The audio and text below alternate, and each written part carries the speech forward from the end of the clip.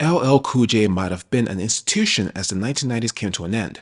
But as his hardcore image began to recede in time and he continued to advance in age in a genre obsessed with youth, his loverman persona and his penchant for rapping over pop-oriented beats made him a target again.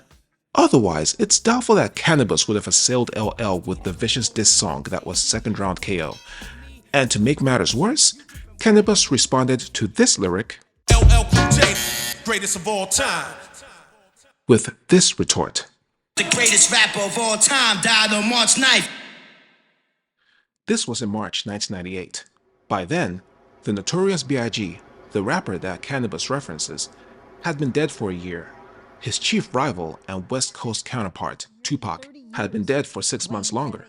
Both men were already being mythologized even beyond their actual talent and output as the greatest to ever do it. And in their permanent absence, fans thrust Jay-Z and Nas in their stead as the foremost rappers of the moment. Jay-Z in particular was now associated with LL's record label, which was by now at the peak of its powers. He had struck a 50-50 partnership and distribution deal the year before as the co-founder of Rockefeller Records. As respected as LL Cool J was, hardly anyone was placing him in the league of those guys. So, LL must have felt that he needed to prove two things. That, one, he will regain that edge that characterized the raps of his youth, and two, he is the GOAT, the greatest of all time. LL came up with that acronym due to being inspired by streetball legend Earl the Goat Manigault, as well as a certain boxing legend who said this shortly after regaining the world heavyweight title in 1974. I told you all that I was the greatest of all time when I beat Sonny Liston. I told you today I'm still the greatest of all time. Just like Muhammad Ali beating George Foreman, it was going to be a tall order for LL Cool J to convince anyone why he should be considered the GOAT.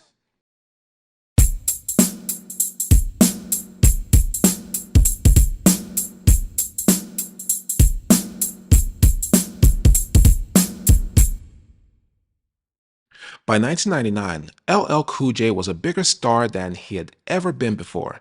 His latest album, 1997's Phenomenon, was now certified platinum. His memoir, I Make My Own Rules, was a New York Times bestseller, and he was now nailing those beefier Hollywood roles he desired. But musically, there was the general perception that he'd lost a step or two due to his success and extracurricular activities. A recalibration was needed. LL revisited the very basement where his grandmother had said the same words that inspired Mama Said Knock You Out. And he visited inmates at Rikers Island.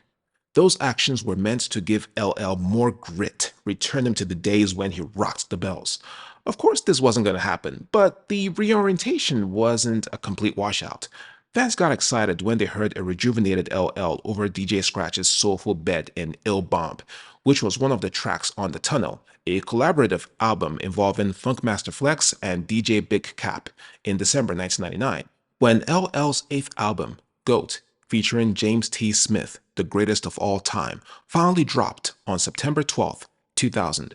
The intro almost immediately hits the listener with LL ravaging the mic at a lightning pace over the 70s styled strings and horns as he makes his case for the GOAT title. Or rather, why he owns it. Why I name it greatest of all time? Because for 15 years I kept y'all standing in line. Of course, he prefaces this with a slipped-in line or two for you-know-who. Ain't a rapper dead or alive, me. Ask the last that tried to come and get me. While rapping over the same Mad Lad sample that you-know-who flowed over in a DJ Clue mixtape. But here's the general problem with the boisterously titled GOAT. It belies LL's legend, and it fails to make a compelling argument as a result. It's more likely that if LL had given this album title to, say, Mama Said Knock You Out, not many people would have dared to bat an eye. But this? Let's start with the obvious. LL tries too hard to be, well, hard. That brings to mind the 14 shots to the dome days, but at least back then he wasn't visiting Rikers. You Can't F With Me, featuring Snoop Dogg, J.O. Felony, and Exhibit, is amusingly riddled with so many rap cliches, And LL immaturely goes off at Jamie Foxx, undoubtedly provoked by the brawl they had on the set of the 1999 movie Any Given Sunday. Speaking of immaturity, more of it can be found in Back Where I Belong, where LL makes himself look bad when he claims that he sabotaged Cannabis's career by conspiring with Wyclef Jean, the executive producer of Cannabis's debut album. And speaking of Cannabis, his absence is felt in Forget About It, in which there is a 4-3-2-1 reunion, and where LL drops embarrassing lines like, Say I'm souped up, well, soup is good food. in Farmers, he turns the streets he grew up on into a corny acronym, and in the Mobb Deep featured Queens Is, LL drops so many disoriented and impotent lines. It's quite unbelievable that this was the same guy who once had a hat like a shark's fin. LL Cool J does sound more convincing when the production manages to be interesting enough to alleviate his burden, like Adam F's union of vibrant synths and a pulsating drum beat in The G.O.A.T. As the last track before the bonuses of Ill Bomb and MISSI kick in, this should have been the grand finale. Instead, The G.O.A.T, like the previously mentioned tracks, expose LL as a shadow of his battling self. His constant cursing, his occasional tendency to flow off beat with crammed lines, and his rudimentary boasts hardly ever sounding the least bit convincing. So, with most of the brag raps being underwhelming, does the ballad staple fare any better? Eh. LaShawn shows up for a third time in Imagine That, but now she's restricted to singing in the choral background, and by this time, LL has gone from the beauty of sexual implicitness of doing it to the ugliness of sexual crassness. Doing it, this isn't.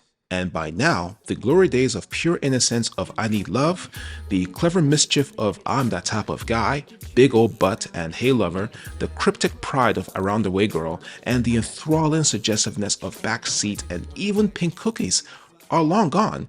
Instead, G.O.A.T is stuffed with second-tier romance material like the generic flossing of Take It Off, the drone of the Carl Thomas featured This Is Us, and the Casio keyboard sounding Hello, where LL is joined by the helium-voiced Emil.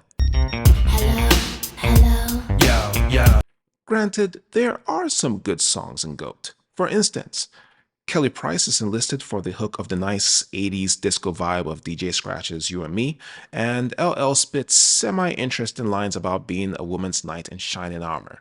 Can't Think is a sinister piano and string-driven beat from Thai 5 that pumps more life in LL's hybrid of boisterous and conscious lines.